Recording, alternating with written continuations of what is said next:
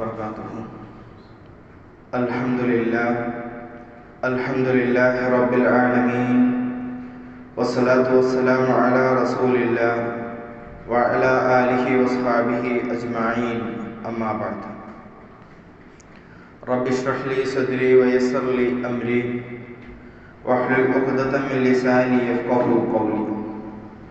أعوذ بالله من الشيطان الرجيم.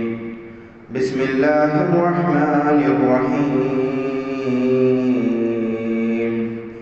وإذا قيل لهم لا تفسدوا في الأرض قالوا إنما نحن مصلحون ألا إنهم هم المفسدون ولكن لا يشعرون. ഏറെ സ്നേഹം നിറഞ്ഞ വിശ്വാസിനികളെ, പ്രപഞ്ചലോക സൃഷ്ടാവായ അള്ളാഹുവിൻ്റെ വിധിവിലക്കുകൾ ജീവിതത്തിൻ്റെ രഹസ്യവും പരസ്യവുമായ എല്ലാ മേഖലകളിലും കാത്തു സൂക്ഷിച്ചുകൊണ്ട് ജീവിതം തഖ്വയുള്ളവരായി മുന്നോട്ട് കൊണ്ടുപോകണമേ എന്ന് സ്വന്തത്തെ മറക്കാതെ ഉണർത്തുകയാണ്, വസീയത്ത് ചെയ്യുകയാണ്.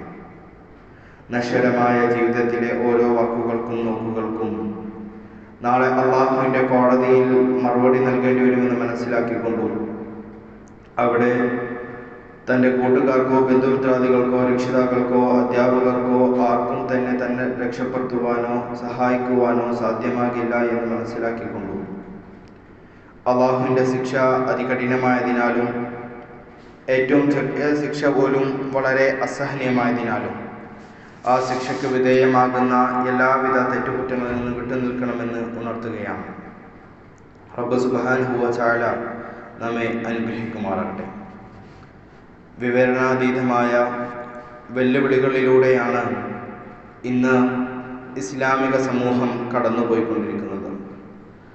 നിരീശ്വരവാദികൾ ഇസ്ലാമിനെ തകർക്കുക എന്ന ഒറ്റ ലക്ഷ്യവുമായി മുന്നോട്ട് വരികയാണ്. ഇസ്ലാമിനെതിരെയുള്ള ചോദ്യങ്ങൾ മുമ്പോട്ട് വരുമ്പോൾ, ഇസ്ലാമിനെതിരെയുള്ള ഇകഴ്ത്തലുകൾ ഉണ്ടാകുമ്പോൾ സത്യവിശ്വാസികളായ നമ്മൾ പിൻവലിയുകയല്ല വേണ്ടത്, മറിച്ച് നമ്മുടെ കയ്യിലുള്ള അള്ളാഹുവിൻ്റെ കലാമായ വിശുദ്ധ ഖുർആൻ മുറുകെ പിടിച്ചുകൊണ്ട് സംസാരിക്കുകയാണ് വേണ്ടത്. അത്തരം ചോദ്യങ്ങൾ ഈ പുതിയ കാലഘട്ടത്തിൽ ഏറെ കൂടി വന്നുകൊണ്ടിരിക്കുകയാണ്. പ്രിയപ്പെട്ടവരെ, നമ്മുടെ ജീവിതത്തിൽ പരീക്ഷണങ്ങൾ ഉണ്ടാകും. ആ സമയങ്ങളിൽ അള്ളാഹുവിലേക്ക് കൂടുതൽ അടുക്കുകയാണ് വേണ്ടത്.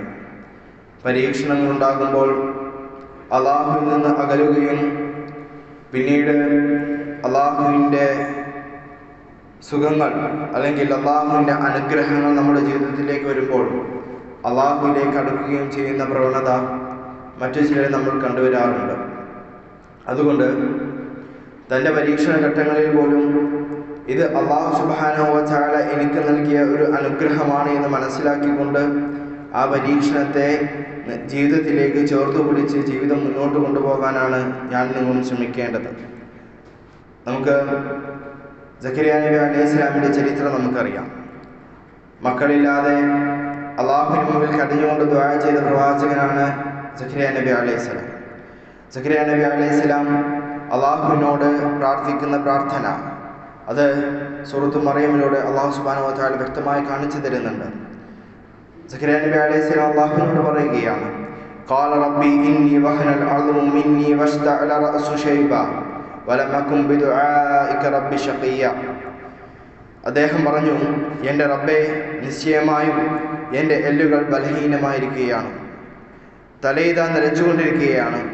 നിന്നോട് പ്രാർത്ഥിച്ചതിൽ എൻ്റെ റബ്ബേ ഞാൻ ദുർഭാഗ്യവാനായിട്ടില്ല.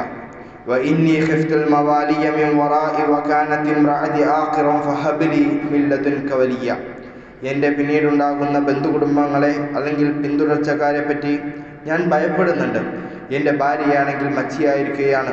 അതുകൊണ്ട് നിന്റെ പക്കൽ നിന്ന് ഒരു നല്ല ബന്ധുവിനെ അല്ലെങ്കിൽ പിന്തുടർച്ച അവകാശിയെ എനിക്ക് നീ ദാനം നൽകണമേ.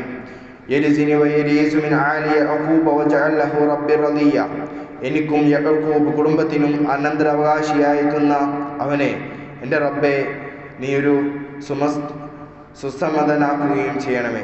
യാ സക്കരിയ, അള്ളാഹുവിനോട് സക്കരിയ നബി അലൈഹിസ്സലാം തൻ്റെ പ്രയാസങ്ങൾ പറയുകയാണ്. അള്ളാഹുവിനോട് എനിക്കൊരു മകനെ ലഭിക്കണേ എന്നല്ല പറയുന്നത്, എനിക്ക് എൻ്റെ എല്ലുകൾ ബലഹീനമായിരിക്കുക, അതായത് ഞാൻ വാർദ്ധക്യത്തിലേക്ക് പോവുകയാണ്, എൻ്റെ ഭാര്യ വാർദ്ധക്യത്തിലാണ്, എനിക്ക് പിന്തുടർച്ചാവകാശം ഇല്ല എന്നുള്ള തൻ്റെ പ്രയാസങ്ങൾ അള്ളാഹുവിന് മുമ്പിൽ കരഞ്ഞുകൊണ്ട് സക്കരിയ നബി അലൈഹിസ്സലാം പറയുകയാണ്.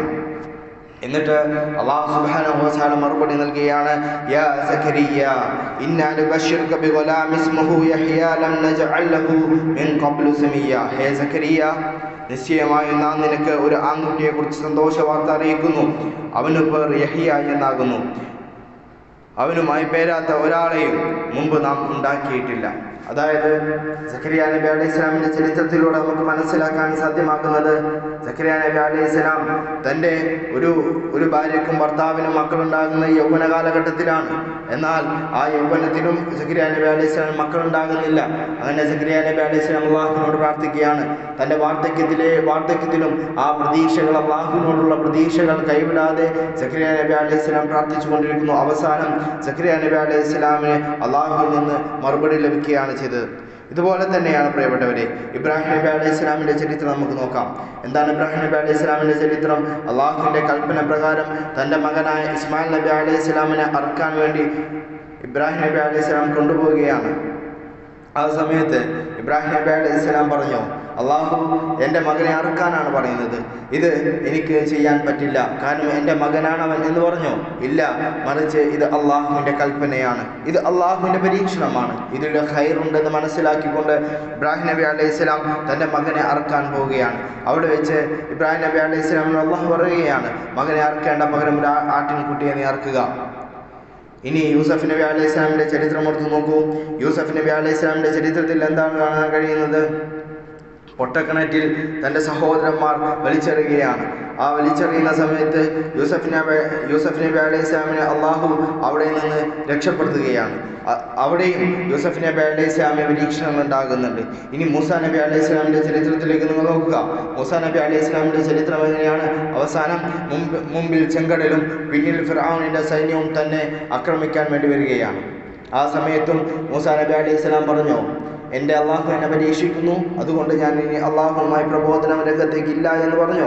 ഇല്ല, മറിച്ച് മൂസാ നബി അലൈഹിസ്സലാം പറഞ്ഞു, എനിക്ക് അള്ളാഹു ഉണ്ട്, അള്ളാഹുവിൽ വലിയ പ്രതീക്ഷ നൽകി. അള്ളാഹു സുബ്ഹാനഹു വ തആല പറയുകയാണ്, നീ ആ വടി കൊണ്ട് ആ കടലിൽ അടിക്കുക. അങ്ങനെ ആ കടലിനെ രണ്ടായി പിളർത്താൻ അള്ളാഹു സുബ്ഹാനഹു വ തആലക്ക് കഴിഞ്ഞു.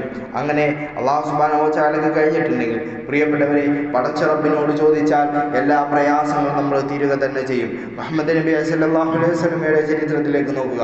തൻ്റെ ജന്മനാട്ടിൽ അൽ അമീൻ എന്ന പേരിന്, അതുപോലെ തന്നെ നല്ല രൂപത്തിൽ ജീവിച്ച എല്ലാവരെയും പ്രിയങ്കരനായ മുഹമ്മദ് നബി സല്ലല്ലാഹു അലൈഹി വസല്ലമ അള്ളാഹുവിൻ്റെ പ്രബോധന രംഗത്തേക്ക് ഇറങ്ങുമ്പോഴേക്കും എല്ലാവരും, തൻ്റെ നാട്ടിലെ എല്ലാവരും തന്നെ ആട്ടിപ്പായിപ്പിക്കുകയാണ്, തന്നെ ആക്രമിക്കുകയാണ്. അങ്ങനെ സ്വന്തം ഉമ്മയുടെ നാടായ ത്വായിഫിലേക്ക് പലായനം നടത്തുകയാണ്. ആ ത്വായിഫിൽ നിന്ന് എന്താണ് ലഭിച്ചത്? അവിടുത്തെ പിഞ്ച് മക്കൾ പോലും നബി സല്ലല്ലാഹു അലൈഹി വസല്ലമയെ കല്ലെറിഞ്ഞ് ഓടിക്കുകയാണ് ചെയ്തത്.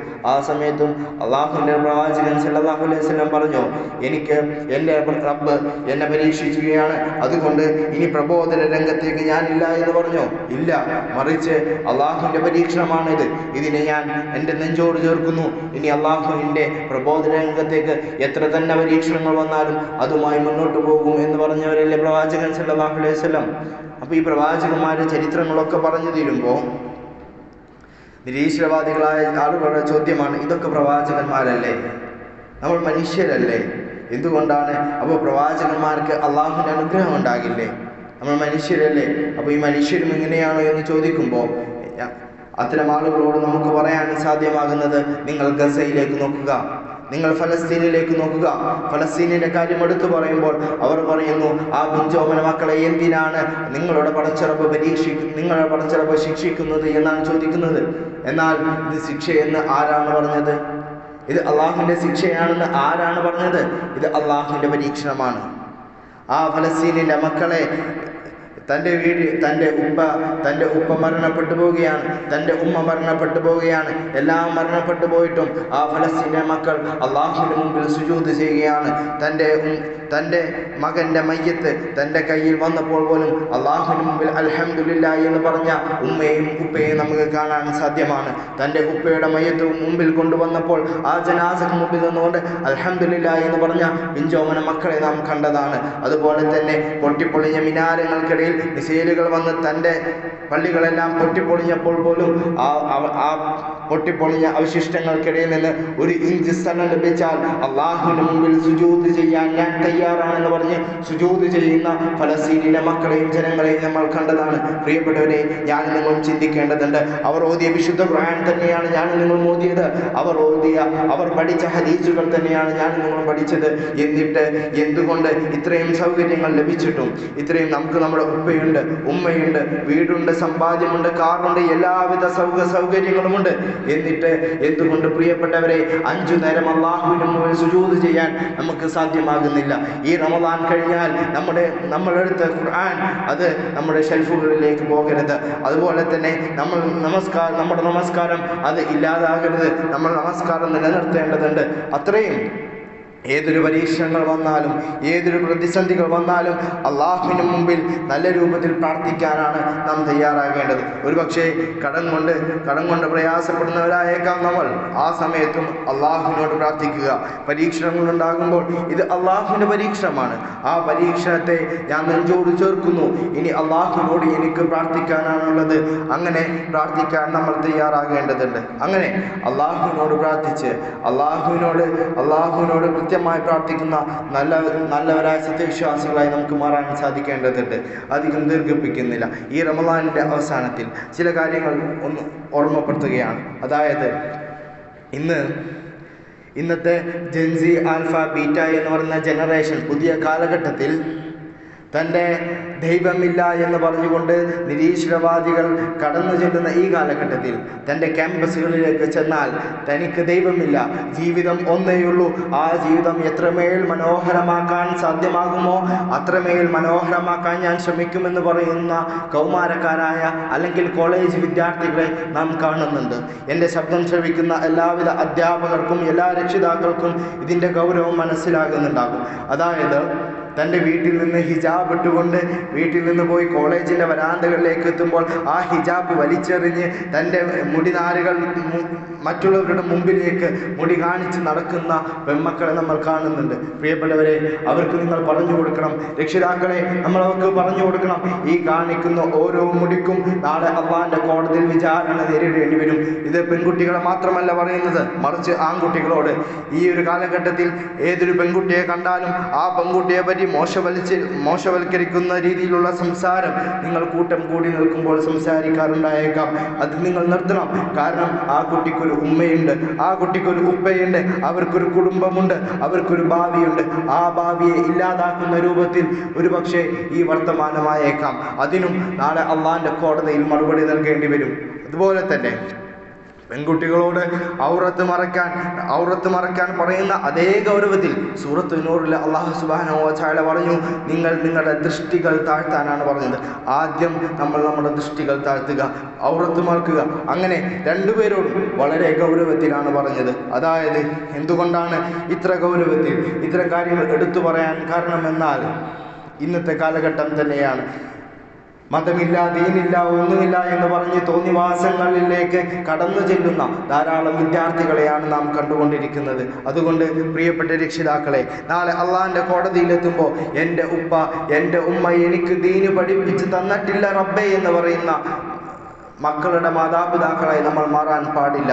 അതുകൊണ്ട് നമ്മുടെ മക്കൾക്ക് ദീനിനെ വ്യക്തമായി പഠിപ്പിച്ചു കൊടുക്കേണ്ടതുണ്ട്.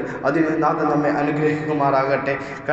കനത്ത് പെയ്യുന്ന ഒരു മഴയിലേക്ക് കൊടയില്ലാതെ തൻ്റെ മക്കളെ വിട്ടയച്ചുകൊണ്ട് അവിടെ ആ മഴ നനയരുത് എന്ന് പറയുന്നതിൽ നിങ്ങൾക്ക് എവിടെയും ഒരു നീതി കാണാൻ സാധ്യമാകില്ല. മറിച്ച് കൊട നൽകി ആ മഴ നനയരുത് മക്കളെ എന്ന് പറയുന്നതിൽ നിങ്ങൾക്ക് നീതി കാണാൻ സാധ്യമാണ്. അതുപോലെ തന്നെയാണ് ഈ തോന്നിവാസങ്ങളും വേണ്ടാതരങ്ങളും പെയ്തിറങ്ങുന്ന ഈ കാലഘട്ടത്തിൽ ആ കാലഘട്ടത്തിൽ ദീനിൻ്റെ കൂടെ നിങ്ങൾക്ക് അവർക്ക് നൽകണം, ദീനിൻ്റെ കൂടെ നിങ്ങൾക്ക് അവർക്ക് നൽകണം. എന്നിട്ട് അതിലേക്ക് കടന്നു പോകരുത് എന്ന് പറയുമ്പോൾ നിങ്ങൾക്ക് അവിടെ നീതി കാണാൻ സാധ്യമാണ്. അല്ലാതെ ദീനിൻ്റെ കൂടെ നൽകാതെ ആ തോന്നിവാസങ്ങളിലേക്കൊന്നും പോകരുതേ മക്കളെ എന്ന് പറയുമ്പോൾ നിങ്ങൾക്ക് അവിടെ നീതി കാണാൻ സാധ്യമാകില്ല. അതുകൊണ്ട് അള്ളാഹുവിൻ്റെ ദീനിനെ വ്യക്തമായി തൻ്റെ മക്കൾക്ക് പഠിപ്പിച്ചു കൊടുക്കാൻ സാധ്യമാകേണ്ടതുണ്ട്. ഈ റമദാൻ കഴിയുമ്പോൾ ഈ റമദാൻ നമ്മളെടുത്ത എല്ലാവിധ നല്ല പ്രവർത്തനങ്ങളും അത് ജീവിതത്തിലുടനീളം കാത്തു സൂക്ഷിക്കാൻ നമുക്ക് സാധിക്കേണ്ടതുണ്ട്. ഈ റമദാൻ കൊണ്ട് നമ്മൾ എന്ത് ലഭിച്ചു എന്ന് ആത്മവിചാരണ നടത്തേണ്ടതുണ്ട്. അള്ളാഹുവിനോട് കൂടുതലായി അടുക്കുക, അള്ളാഹുവിനോട് കൂടുതലായി പ്രാർത്ഥിക്കുക. അള്ളാഹു സുബ്ഹാനഹു വ തആല നമ്മെ അനുഗ്രഹിക്കുമാറാകട്ടെ. അറിഞ്ഞോ അറിയാതെ ചെയ്തു പോയ എല്ലാ പാപങ്ങളും അള്ളാഹു സുബ്ഹാനഹു വ തആല പുറത്തു മാപ്പാക്കി തരുമാറാകട്ടെ. اللهم أجرنا من النار، اللهم أجرنا من النار، اللهم أجرنا ولوالدينا من النار. رب ارحمهما كما ربياني صغيرا. آمين آمين برحمتك يا أرحم الراحمين.